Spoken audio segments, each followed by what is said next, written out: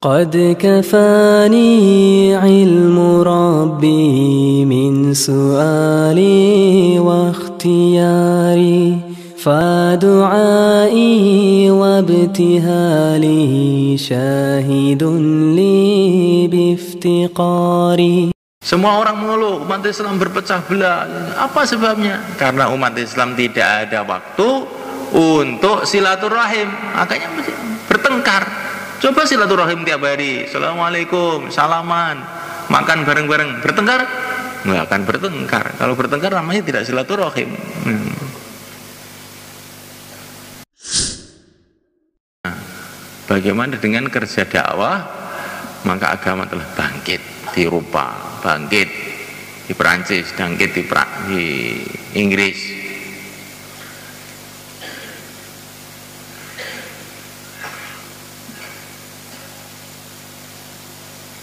Kalau orang tahu bagaimana caranya sholat, ini bagian daripada kefahaman agama.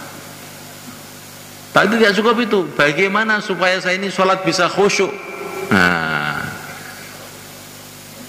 bagaimana caranya ini? Wa inna lakabiratun illa 'alal khashi'in alladzina yadhunnuna annahum mulaqu rabbihim wa annahum ilaihi raji'un. Orang itu supaya khusyuk itu kalau dia itu ingat akhirat. Kalau kamu tuh yakin bahwa hari ini kamu akan mati, insya Allah sholatnya khusyuk. Yang bikin kamu tidak khusyuk ini perasaannya masih lama di dunia, masih mau mantu, nyunat nih, bangun rumah ya, maka sholat nggak khusyuk. Tapi kalau kita ini tak punya keyakinan, punya kefahaman, mungkin hari ini saya hari terakhir di dunia. Nah, kata Nabi, kalau pagi jangan kamu tunggu sore, kalau sore jangan kamu tunggu pagi. Maka orang itu bisa khusyuk. Saya ini kok sholat nggak bisa khusyuk, kok kayak angen-angen ya. Jarak nyunat nih, selamatan, jarak ngembangun rumah, jarak kawin, jarak lebone anak nang sekolahan, jarak iki dua pikiran itu ndeteni khusyuk.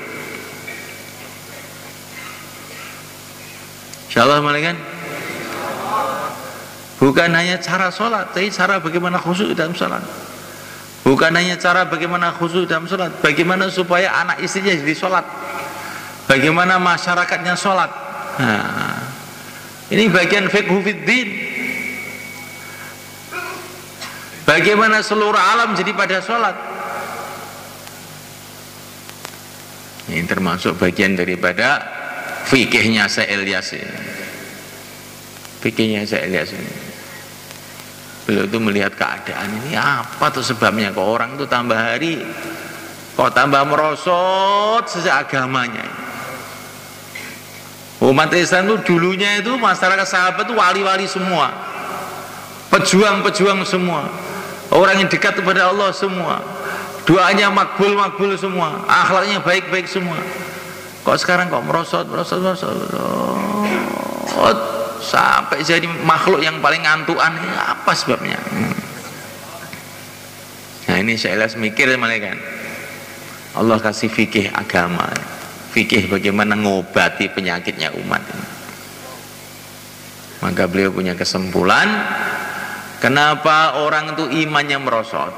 Nah, karena dia tidak menyiapkan waktu untuk belajar hubungan dengan Allah, untuk belajar iman.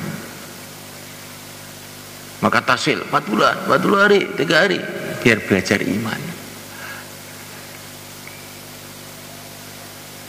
Insyaallah malaikat. Kenapa orang sholatnya merosot? Karena mereka tidak punya waktu untuk belajar bagaimana sholat yang benar. Kenapa umat Islam akhlaknya merosot? Karena mereka tidak ada kesempatan untuk latihan akhlak. Latihan akhlak itu nggak ada ceritanya. Akhlaknya jadi merosot. Kenapa umat Islam ilmunya merosot? Karena mereka tidak punya waktu untuk belajar ilmu. kesimpulannya saya lihat begitu itu. Pokoknya sebanyak merosot karena waktu tidak disiapkan. Cuma itu aja. Masjid masih banyak, pesantren masih banyak, kitab tambah hari tambah banyak, ya.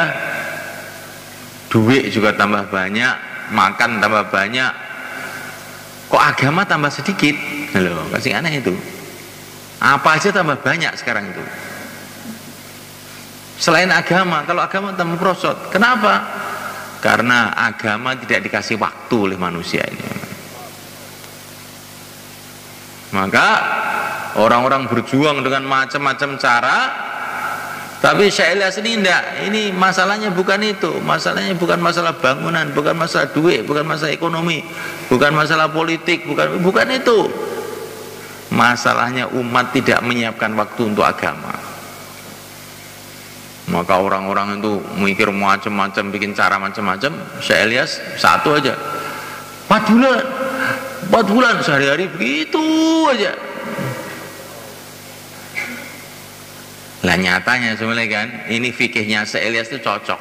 Nah, nyatanya dengan orang-orang itu dikeluarkan 4 bulan, dikeluarkan 40 hari, dikeluarkan 3 hari, itu terus agamanya mulai meningkat. Agamanya mulai meningkat. Semua orang mengeluh umat Islam berpecah belah. Apa sebabnya? Karena umat Islam tidak ada waktu untuk silaturahim, makanya bertengkar. Coba silaturahim tiap hari, assalamualaikum, salaman, makan bareng-bareng, bertengkar? Nggak akan bertengkar. Kalau bertengkar namanya tidak silaturahim.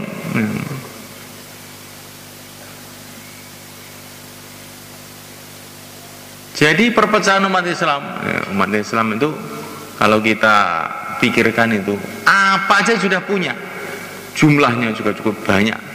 Hampir 2 miliar umat Islam, ya.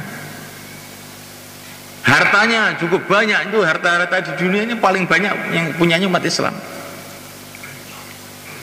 Teknologinya juga banyak. Umat Islam itu apa aja punya. Orang Pakistan bom nuklir juga punya, nggak kalah dengan Amerika sebetulnya itu. Yang bikin satelit itu orang Tulungagung itu. Bikin satelit itu semua kan orang Tulungagung termasuk. Pernah keluar 4 bulan juga ke sini. Pokoknya umat Islam apa aja punya, yang tidak punya satu. Apa? Rukun itu nggak punya. Bertengkar dari mana-mana. Kenapa tidak punya rukun? Tidak punya waktu untuk silaturahim. Semua orang udelnya masing-masing. Nggak mau memikirkan tetangganya, nggak mau memikirkan umat. Akhirnya umat berpecah belah. Kenapa masjid kosong? Orang tidak sholat jamaah. Kenapa? Karena masjidnya bocor, karena lantainya bukan dari keramik, karena tidak ada karpetnya, bukan. Karena tidak ada waktu ke masjid. Walaupun masjidnya itu dari bambu atau dari apa, kalau punya waktu ke masjid, masjidnya tetap penuh. Seperti zaman Nabi, masjidnya dari tanah, tiangnya dari lugu kurma, terus atapnya dari daun kurma. Kalau hujan pada bocor, tapi penuh masjid itu, dan isinya wali-wali semua. Karena umat Islam itu waktunya habis untuk membangun jalan, akhirnya jalan-jalan jadi baik. Karena umat ini waktunya habis untuk membangun rumah, maka rumah-rumah jadi megah. Karena umat ini waktunya habis untuk materi, untuk bikin mobil, bikin pesawat, maka di mana-mana pesawat. Karena umat ini tidak punya waktu untuk agama, maka agama merosot. Cuma satu itu tok sebetulnya masalahnya itu. Betul nggak semuanya? Coba kita renungi ini. Apa yang dulu fasilitas zahir yang zaman Nabi tidak ada, sekarang ada. Yang zaman Nabi tidak ada, sekarang tidak ada, itu apa? Masalah materi kita ini berlipat-lipat ganda tidak karuan. Tapi yang tidak ada itu apa? Menyiapkan waktu untuk agama. Ini kayak merosot. Ala ibnu Hadrami radhiyallahu ta'ala anhu itu malaikat. Ya. Ketika mau nyabrang lautan ke Bahrain, nggak ada kapal, nggak ada jembatan. Kalau orang Jawa mau ke Madura, tidak ada kapal, nggak ada jembatan. Terus bagaimana? Bikin jembatan Suramadu. Yang dipikir bagaimana kumpulkan duit, kumpulkan semen, kumpulkan orang, kumpulkan untuk bangun kretek ke Madura. Sudah jadi, alhamdulillah. Betul nggak? Lah sahabat yang dipikir tidak begitu. Ketika mau nyebrang nggak ada kapal, nggak ada fasilitas, yang dipikir bagaimana saya hubungan dengan Allah. Jalan tidak bisa, berenang tidak bisa, kapal tidak bisa, tapi Allah serba bisa. Ya Aliyu ya Azim, ya Halimu ya Alim. Jalan di atas lautan sampai ke Bahrain. Jadi yang dipikirkan itu bagaimana dia ditolong oleh Allah. Dia ingin membuat jalan bagaimana dekat pada Allah. Maka hari-hari memperbaiki imannya, memperbaiki amalnya. Maksiat semua ditinggalkan. Akhirnya mereka jadinya bisa hubungan kepada Allah. Akhirnya di mana saja ditolong oleh Allah. Insyaallah bang ya.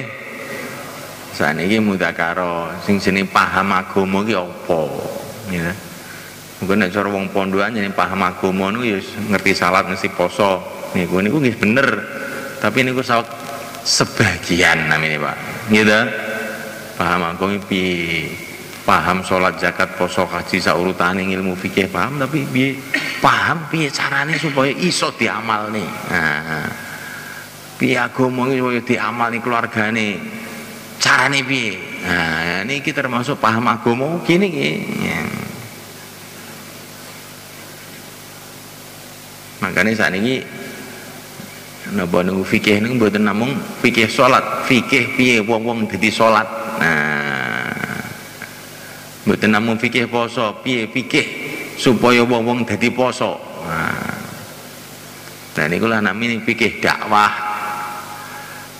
Diawitin ndang jing napa metu 4 wulan, jing napa metu 30 dina, jing napa kita siapkan waktu 2,5 jam tiap hari.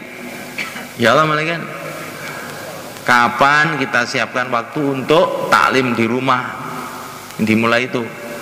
Siapkan waktu taklim di rumah supaya agama bangkit di rumah kita. Kita siapkan waktu 2,5 jam untuk supaya timbul suasana agama di sekitar kita. Kita siapkan waktu 3 hari supaya tambah luas lagi. 40 hari tambah luas lagi. 4 bulan tambah luas lagi. Kita mulai dengan niat dan persiapan. Insyaallah malaikat.